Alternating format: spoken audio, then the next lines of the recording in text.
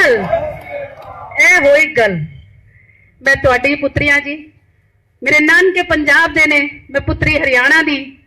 इत्थे आके थोड़ी जी पंजाबी इस वास्ते आ गई, जदों असीं रंग दे बंदे वेखदे हां ते ओदी टाइप दी बोली निकल आंदी है। ए दिल दा रिश्ता है, क्योंकि असीं ते दिल दे रिश्ते नूं मनदे हां, होर रिश्ते आगे ते चलते ही नहीं। लेकिन आज इस समाज में बैठ के 36 बिरादरी के जो लोग यहाँ आए हैं, मैं आप सबसे बहुत छोटी हूं, ज्ञान भी मेरा बहुत थोड़ा है, लेकिन मेरी भावनाएं इस मिट्टी से जुड़ी हुई है। इस कण में, इस शरीर में जो खून है आज, उसकी एक एक बूंद इस हरियाणा, इस मिट्टी के प्रदेश से बनी है। और आज मुझे गर्व है कि मैं हरियाणा की बेटी हूं और जाट परिवार में जन्मी हूं। ये सरकार जो कहती है कि हरियाणा प्रदेश में फूट डाल देंगे, क्योंकि जिसको जहर पिलाने की आदत हो, जैसे सांप को डंक मारने की आदत है तो डंक ही मारेगा, उससे पीछे नहीं हट सकता। जिसकी आदत ही डंक मारने की है, कभी हिंदू मुसलमान का डंक मारते हैं। जब इनको लगा हरियाणा प्रदेश में हिंदू मुसलमान का डंक इनका नहीं चल सकता, तो इन्होंने जाट बिरादरी का डंक मारने की कोशिश करी। आज अपने बच्चों पे जो अत्याचार हुए 36 बिरादरी वालों पे, मैं इन सभी बिरादरी के काके ताऊ भाई काकी ताई जो बैठी हैं, ये सिर्फ जाट बिरादरी पे अत्याचार नहीं हुए। अगर मैं बात करूं आरक्षण की, जो मांग हमने रखी थी, जिसके लिए आंदोलन शुरू किए थे, वो आरक्षण की मांग सरकार से होती है। जो सरकार सत्ता में होती है, उसमें कुछ भी मांगने का अधिकार हमें इसलिए होता है क्योंकि वोट देके सरकार उस प्रदेश के भले के लिए बनाई जाती है, उस देश के भले के लिए बनाई जाती है। अगर हम अपने अधिकारों के लिए लड़ रहे थे, तो इन्होंने अधिकार देने की बजाय अपनी राजनीति को चमकाने के लिए, और सबसे बड़ी दुख की और घिनौनी बात इस सरकार की, जो अपने सर को कहते हैं कि हम बहुत ऊंचे, हम ये हरियाणा प्रदेश की तरक्की के लिए आए हैं, विकास की बातें करते हैं। ये विकास नहीं, विनाश वाली सरकार कहूंगी मैं इसको। और इस विनाश वाली सरकार को कहने का अधिकार मुझे इसलिए है, सुन ले खट्टर सरकार जो यहाँ बैठे हैं और मोदी सरकार भी, इस विनाशकारी जन्म जो दिया है इन्होंने इस हरियाणा प्रदेश में 35-1 का नारा दे करके, लेकिन आज उनके मुंह पर ऐसा तमाचा है कि शर्म आनी चाहिए, उनको अपनी गद्दी छोड़ देनी चाहिए अगर उनके थोड़ा सा भी इज्जत है तो। लेकिन इन नेताओं की इज्जत कहां, इनके दिल में रहम कहां? इनको तो सिर्फ वोट लिया और उस इंसान को सबसे ज्यादा मारा जिससे इन्होंने वोट लिया। क्या लगता है हरियाणा प्रदेश में जो सरकार बैठी है, इसको बनाने वाले कोई बाहर के हैं जी? बाहर के हरियाणा प्रदेश के नागरिक हैं। तो अगर हरियाणा प्रदेश के नागरिक है तो उसमें 36 बिरादरी के लोगों ने ही बनाया होगा इसको वोट देके।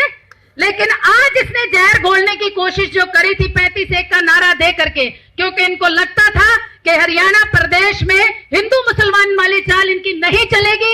हरियाणा प्रदेश में जाट बिरादरी ज्यादा है, बाकी बिरादरियां मिला करके कुछ कम है, तो इनको जाटों को बिल्कुल अलग कर दो, 35 बिरादरी अलग कर दो तो तुम लंबा राज करोगे।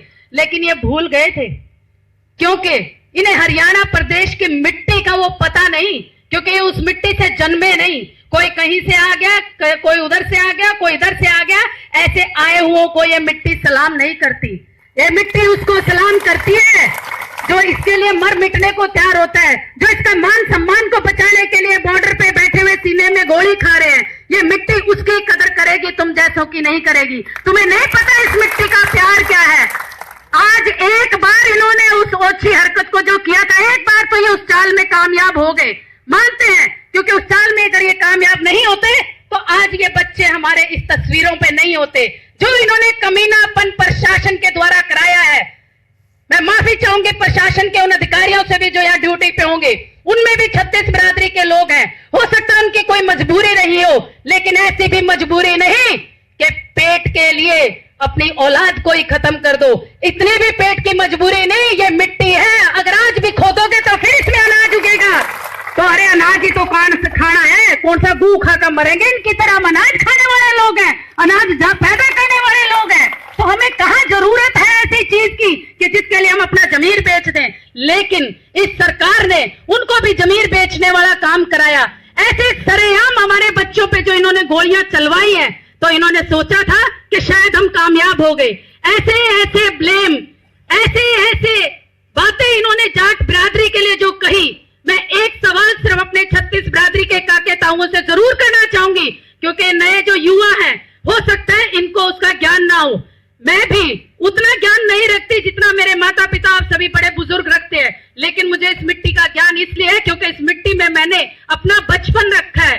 अगर उस बचपन को मैंने जिया है इस मिट्टी में, तो मैंने बचपन से एक ही चीज देखी थी कि जब हमारे घरों में अनाज आता था खेतों से, तो सबसे पहले अनाज का बंटवारा ब्राह्मणों के यहाँ, बाकी बिरादरियों के यहाँ जाता था कि नहीं जाता था जी?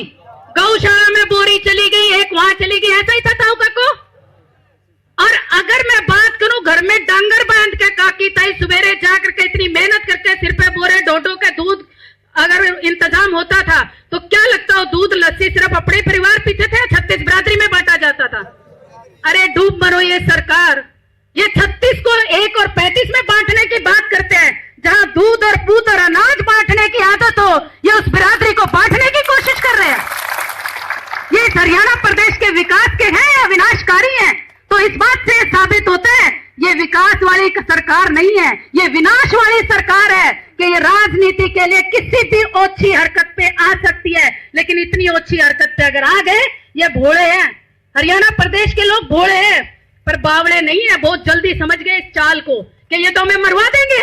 अरे ये तो 5 साल के लिए आए हैं, 4 साल के लिए आए हैं, 2 साल के लिए आए हैं। क्या हरियाणा का एक एक वासी सरकार बदलेगी तो अपना प्रदेश बदल देगा क्या? इस मिट्टी के कर्ज को चुकाएगा नहीं क्या? एक चीज बता दीजिए, क्या बदल देंगे हम अपनी इस धरती को? तो जब हम अपनी धरती नहीं बदल सकते तो अपना जमीर कैसे बदल देंगे? इस सरकार को ये नहीं मालूम था अगर तुझे चुनने का, अगर तुझे लाने का, तुझे बनाने का जज्बा बटन दबा करके तेरी सरकार की अगर हमने ये सोचा था कि तुझे समर्थन देंगे, तेरा साथ देंगे, इसलिए किया था ताकि तू इस प्रदेश का और विकास करे। इसलिए नहीं दिया था कि तू हमसे ही वोट लेकर के हमारे ही विनाश की बात करे, हमारे ही बच्चों पे गोलियां चलाए। आज तक चौधरी यशपाल मलिक जी ये नहीं कहा कि आप सिर्फ जाट बिरादरी के बच्चों को छोड़ दीजिए, आप सिर्फ जाट बिरादरी के बच्चों के साथ न्याय कीजिए। आज तक आपने किसी भाषण में नहीं सुना होगा कि अखिल भारतीय जाट आरक्षण संघर्ष समिति के किसी भी इंसान ने यह कहा हो कि सिर्फ जाटों का ही भला होना चाहिए। लेकिन अगर जाटों ने आरक्षण की मांग की थी तो किसान बिरादरी को सबको जो आरक्षण मिला उसके हक की लड़ाई वो लड़ने के लिए आए थे। तो बाकी बिरादरी उसका विरोध क्यों कर रही है?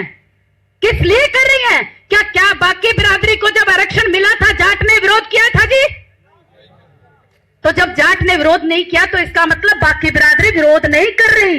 इसका मतलब ये जो चैनलों में बोल रहे हैं, जो ऐसा जहर घोल रहे हैं, कोई अपने आप को खाप के बताते हैं, कोई अपने आप को सैनी बताते हैं, कोई जाट बिरादरी के अपने आप में नेता तो बन गए, पर उनके नेता बनने पे आज शर्म आती है मुझ जैसी धी बेटी को। मैं इस प्रदेश की धी बेटी होने के नाते थू करती हूं ऐसे नेताओं पे जो जाट बिरादरी में जाम कर जाट का नाम खराब कर दिया। अरे तुम बड़े किसकी वजह से थे? किसकी वजह से तुम इन गद्दियों पे बैठे हो? शर्म करो, इस धरती का कर्ज उतार दो, नहीं तो ये धरती जैसे मिट्टी से तुम्हें बनाया है उसी मिट्टी में वापस मिलना है। वो तुम्हें नहीं, हर किसी को मिलना है। लेकिन जाते जाते कुछ तो अपनी इज्जत बढ़ा जाओ, कुछ तो मान रख जाओ। कम से कम शब्द बोलने से पहले इस हरियाणा प्रदेश के लोगों को तो देखो जिसने तुम्हें ऐसी ऐसी गद्दियां दी हैं। इतना भी इसका विनाश मत करो। तो मैं तो अपने काके ताऊ 36 बिरादरी से ये कहूंगी कि इस सरकार की चाल को समझना बहुत ज्यादा जरूरी है। कि आज बहुत सारे लोगों को समझ में आ गई, घर घर ये बात पहुंचनी चाहिए। आज सरकार के खिलाफ जो हमारी ये लड़ाई है, हमें कोई मतलब नहीं है कौन सी सरकार है, लेकिन जो विनाश करेगी वो सरकार नहीं हो सकती, वो सरकार नहीं हो सकती, वो भले के लिए नहीं चल सकती। तो हमें सिर्फ एक होकर के चलना है। हमें अपनी 36 बिरादरी की एकता को किसी भी कीमत पे नहीं खोने देना। हमारे 36 बिरादरी इस हरियाणा प्रदेश में जिन्होंने जन्म लिया, यहीं से पाला, यहीं से बड़े हुए, और ये बिरादरी जब तक हरियाणा प्रदेश की मिट्टी में जान है, तब तक, जब तक दुनिया रहेगी, सूरज चांद रहेंगे, तब तक इस मिट्टी में वही लोग रहेंगे, ना कि ये सरकार परमानेंट है। परमानेंट बैठी हुई ये सरदारी है।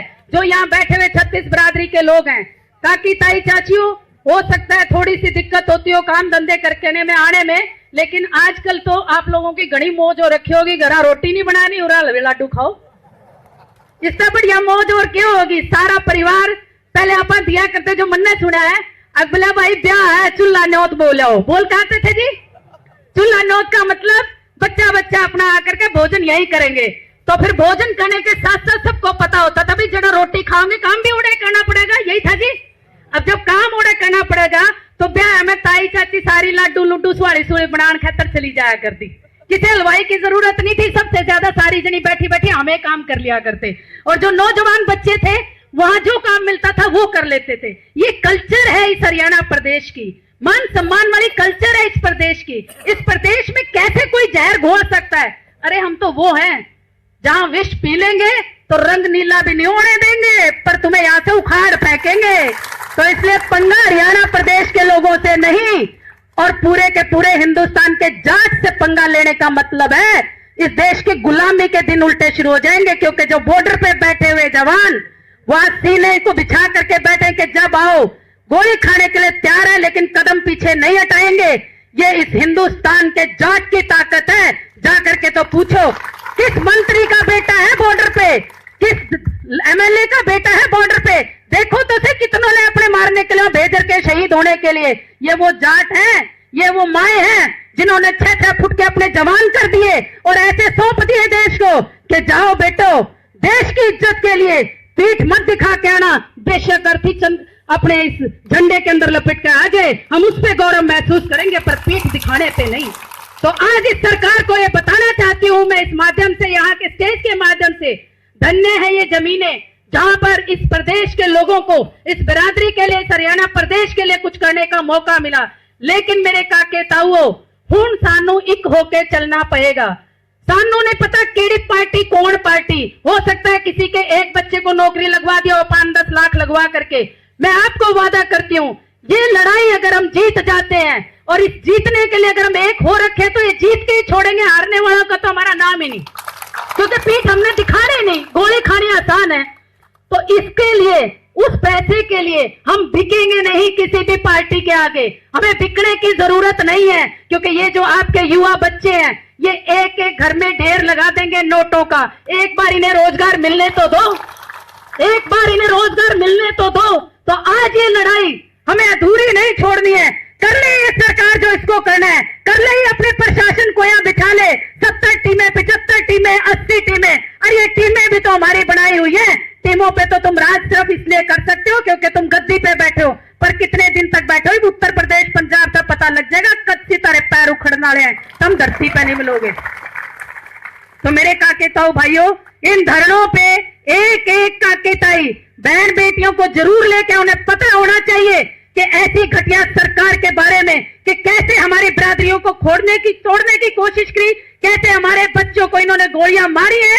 आज पूछ के देखो उन मां बहनों से जिनके सिर से सुहाग गए, जिस मां का बेटा चला गया, जिस बहन ने आज हर राखी पे वो सोचेगी कि ऐसा कौन सी चीज थी, क्योंकि उसको तो समझ ही नहीं आएगा कि किस बात से मेरे भाई बहन को गोली मारी, मेरे बाप को गोली मारी, क्या समझ में आएगा।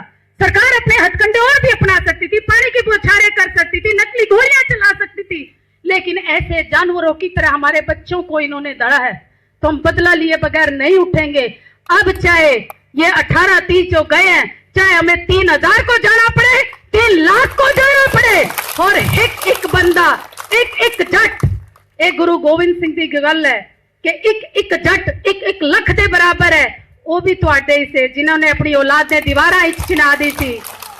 आज हम उनकी कुर्बानियों को बर्बाद नहीं होने देंगे, आज हम इस एकता को खत्म नहीं होने देंगे। क्या ये आप बात कहते हैं कि हम यहां से मरेंगे लेकिन अपना हक लिए बगैर उठेंगे नहीं? क्या वादा करते हैं? बहुत बहुत धन्यवाद आज बैठे हुए आप सब लोग जिनको सुनना चाहते हैं, और मैं आपकी बेटी होने के नाते माफी चाहूंगी अगर कुछ गलत शब्द बोले हैं तो, लेकिन एक नारा जाट एकता खट्टर नो नहीं सुनिया हाले, जाट एकता, जाट एकता, छत्तीस बिरादरी, छत्तीस बिरादरी, हरियाणा प्रदेश, हरियाणा प्रदेश, यशपाल मलिक जी संघर्ष करो, यशपाल मलिक जी संघर्ष करो, उनते तो जाएंगे अन्ना जो बोले सो निहाल। भारत माता की बहुत बहुत